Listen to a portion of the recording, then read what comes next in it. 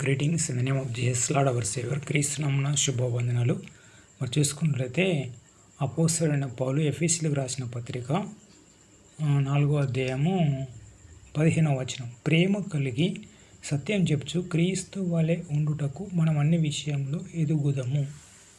చూసిరా, ఇక్కడ క్రీస్తు ఏమని చెప్తుండు, దేవుడు పరిశుద్ధాత్ముడు ఏమని చెప్తుండు, ప్రేమ కలిగి సత్యం చెప్పుచు ఇంకేమన్నాడు, క్రీస్తు వలె ఉండుటకు మనం అన్ని విషయంలో ఎదుగుదాం.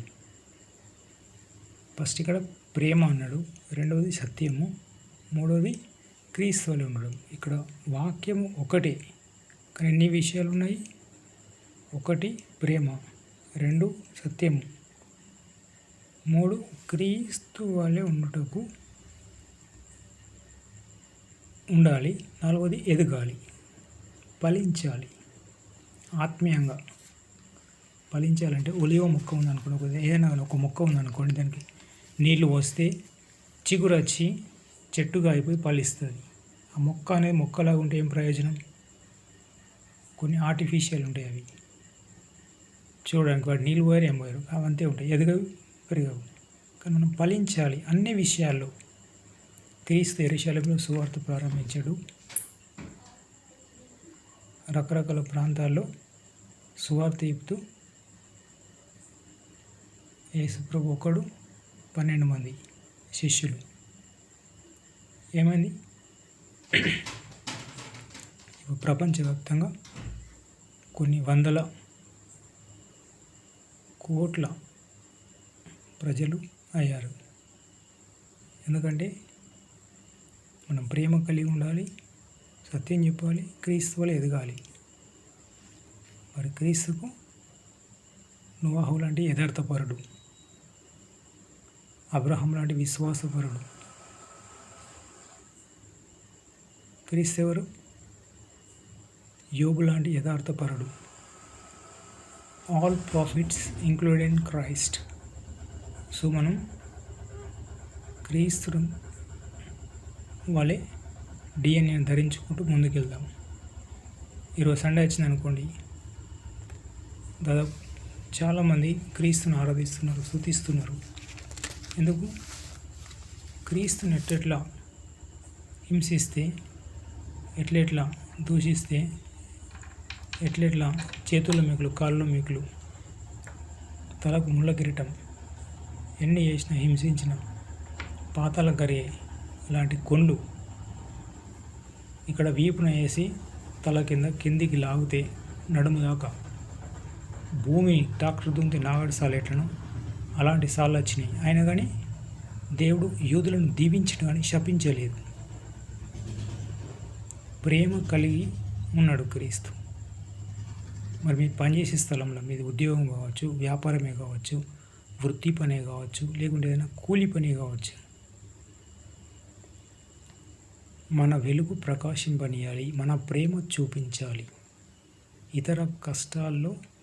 ఇతరుల కష్టాల్లో మనము పాలు పంచుకోవాలి, ప్రేమ చూపించాలి. చూసిరా, క్రీస్తు కల్వరి కొండ మీకు కింద నుంచి సిలువ మోయడమే కష్టం, అసలు నడవడమే కష్టం. అంత పైకి సిలువను మోపిస్తారు. ఆ సిలువను మోపించుకుంటూ దూషిస్తూ కొరడా దెబ్బలు. చూసిరా, అక్కడ ఎన్ని విషయాలు.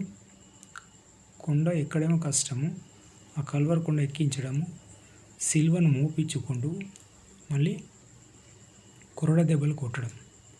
మీరు ఫ్యాషన్ ఆఫ్ ది క్రైస్ట్ చూడండి. ఫ్యాషన్ ఆఫ్ ది క్రైస్ట్లో క్రీస్తుని ఎంత హింసిస్తారు, ఆయన దీవిస్తాడు కానీ శపించాడు.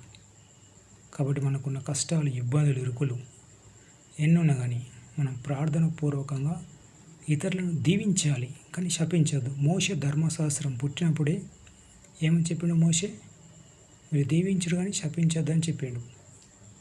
అందరికీ, ప్రపంచంలో ఉన్న ధర్మశాస్త్రం అందరికీ, భగవద్గీత అయినా, ఖురాన్ అయినా, తోరా అయినా, ఉపనిషత్తులైనా, ఎవరికైనా కానీ, బైబిల్ అయినా కానీ శపించద్దు అని మోషే ధర్మశాస్త్రం పుట్టినప్పుడే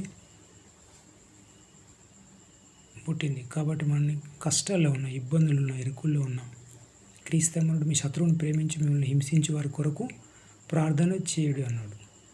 కాబట్టి ఈ కష్టకాలంలో, ఈ ఇరుకు కాలంలో, ఈ శ్రమల కాలంలో మనం ఏం చేయాలి? ఇతరులను దీవించాలి కానీ శపించద్దు. శపిస్తే శాపాలు, దీవిస్తే దీవెనలు. ఒక కుటుంబంలో ఒక యజమాని అతడు చేసే పని ఏదైనా కావచ్చు, బిజినెసే కానీ, ఉద్యోగమే కానీ, ప్రొఫెషన్ వృత్తి పనే కానీ, పని చేసుకొని కష్టపడి వచ్చేసరికి ఒకవైపు భార్య చెప్తుంది అత్త సమస్యలు, గొడవలు, ఒకవైపు తల్లి చెప్తుంది భార్య సమస్యలు. ఆల్రెడీ పనిచేసేటి అక్కడ స్ట్రెస్ తోటి, హై రిస్క్ తోటి వస్తారు. ఇంకా మళ్ళీ చెడు చెప్తారు.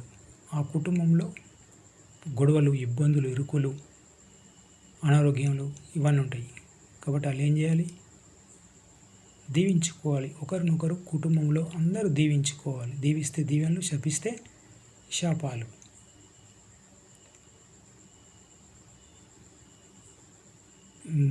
ఉపవాసం ఉండాలి. ఒక గృహంలో మీరు ఎవరైనా పర్లేదు. మోషే చేసిన 40 రాత్రులు 40 పగళ్ళు ఉపవాసం ఉండి నీళ్లు లేక, అన్నం లేక సినై పర్వతం మీద 10 ఆజ్ఞలు రాసాడు.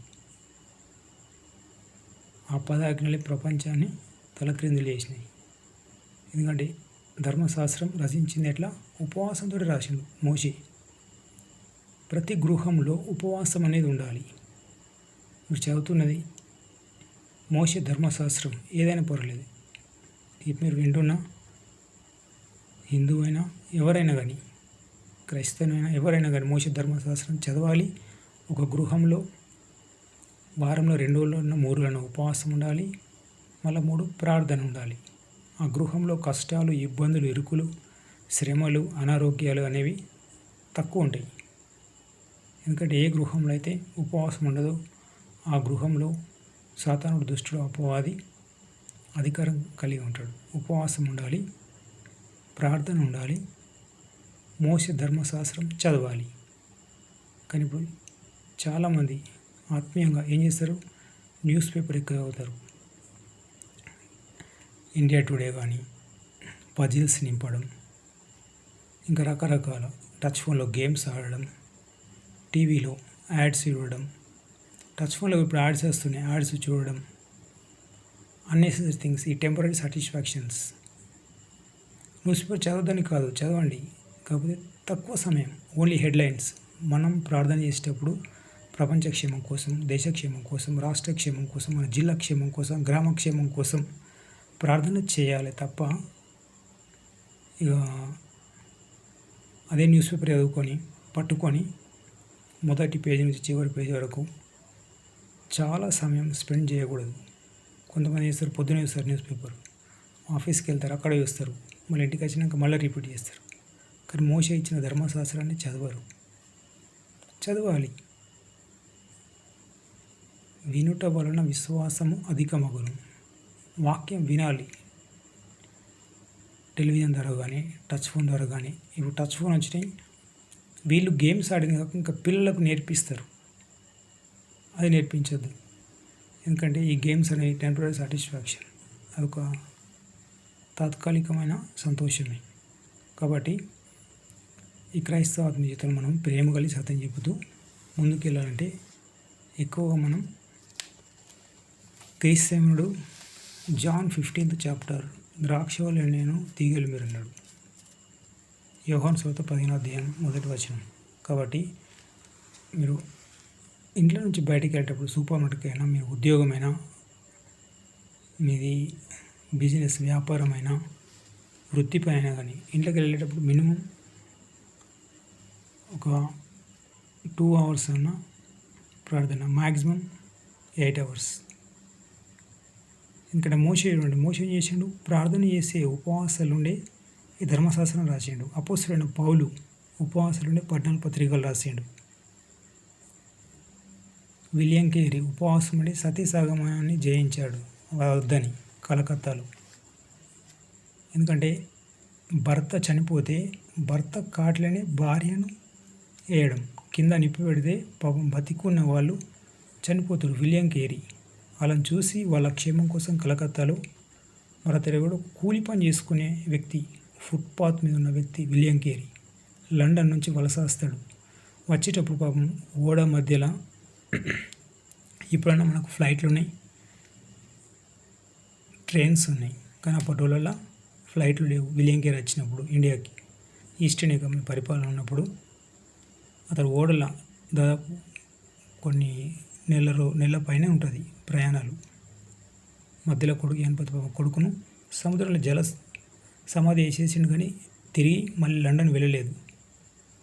ఎందుకంటే అతను వచ్చి కలకత్తా అనే ప్రాంతంలో సతీసహగమనం తీసేయడానికి అనేక రాత్రులు ఉపవాసం ఉండి ప్రార్థన చేసిండు. కాబట్టి క్రైస్తవ ధర్మం పాలించాలంటే ఉపవాసం ఉండాలి. మళ్ళీ ఇంకో విషయం, ఇది ఎఫెసీ 4:24 నీతియు యథార్థమైన భక్తియు గలవారై దేవుని పోలిక సృష్టింపబడిన నవీన స్వభావమును ధరించుకొనవలెను. నవీన స్వభావం 4 ఉంది. పుట్ట సంఖ్యలో నవీన పురుషుడు. కొత్త స్వభావమును ధరించుకోవాలి. నీతి యథార్థత. కాబట్టి యోబు గారు యథార్థవంతుడి భూమి ఇలా తెలియజేస్తుంది. మరి శాస్త్రం నుంచి పరిశీలన నుంచి కానీ మీరు అధికం కన్నడలా మీరు పరలోక రాజ్యం ప్రవేశింపలేరు అంటారు. కాబట్టి మనం ఎక్కువ యథార్థత ఉండాలి, నీతి ఉండాలి. అప్పుడే మనం క్రైస్తవ మిత్రులు ముందుకు కొనసాగుతాం. కాబట్టి మీరు కూడా ఫలించండి, ముందుకెళ్ళండి. God bless you. Have a nice day.